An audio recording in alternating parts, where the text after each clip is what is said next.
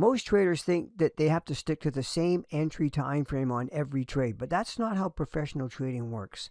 Our primary entry chart is the 4-hour chart time frame for swing trading because it filters out a lot of the market noise and keeps us focused on the highest quality opportunities with reference to higher time frames.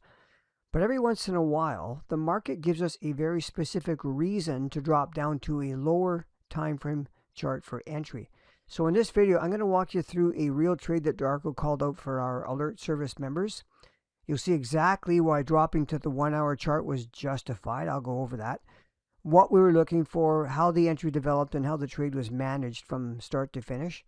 And why following a process is far more important than simply, picking the right time frame. So let's jump into the charts.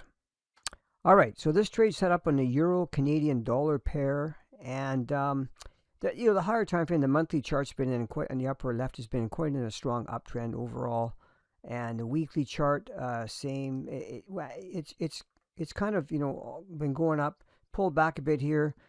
And then it came up, pulled back, and broke through these highs again, just starting to show some strength. Came back into these levels in here. There's quite a bit of action going on this level and this level. It finally broke it and came back.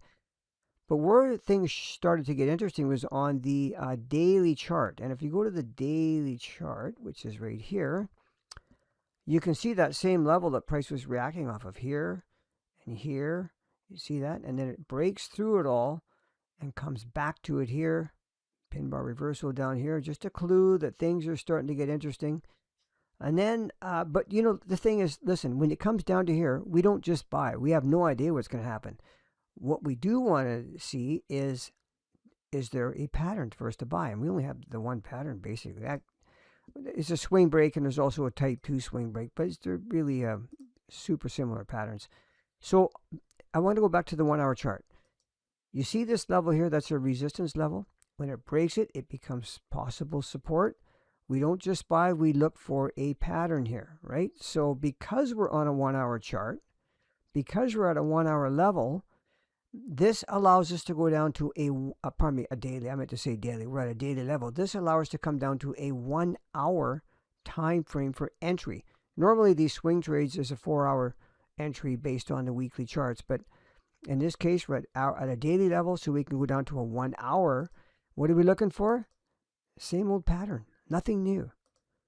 Price comes down, hits that level, keeps going down below it, rallies up, breaks this. Let me zoom this right in so you can see it. Breaks this high right here, breaks above it, then pulls back, and this is when Darko alerted the members to buy it at this level right here, 160, 145 plus 5 pip front run. And initially it took off. This is what's called a leaving candle. This is all explained, and allows us to reduce our risk from under here up a little bit to under here. And actually the way that the stops were used, this never got stopped out. It actually came down and it was fine the whole way. And then it started to go up. And just listen, I know amateur traders will bail out when they start to see it going against them a little bit. And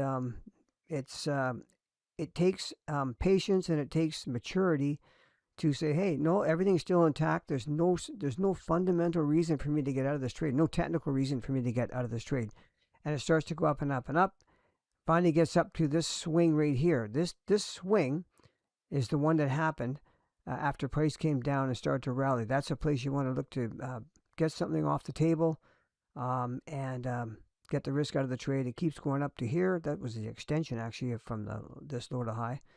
But in any event, it came all the way back down to the entry and then took off again. This trade management is covered in the chat room. So that's not the main point here is the process that was used to find this setup. That's what's really important. Okay, and listen, let's not kid ourselves. This isn't easy. It takes time to learn. But that's exactly why Darko has his alert service, so he can walk people through it and answer questions and all that kind of thing. So yeah, good setup and Euro CAD pair this past week. So the takeaway from this trade isn't that the 1-hour chart's better than the 4-hour chart.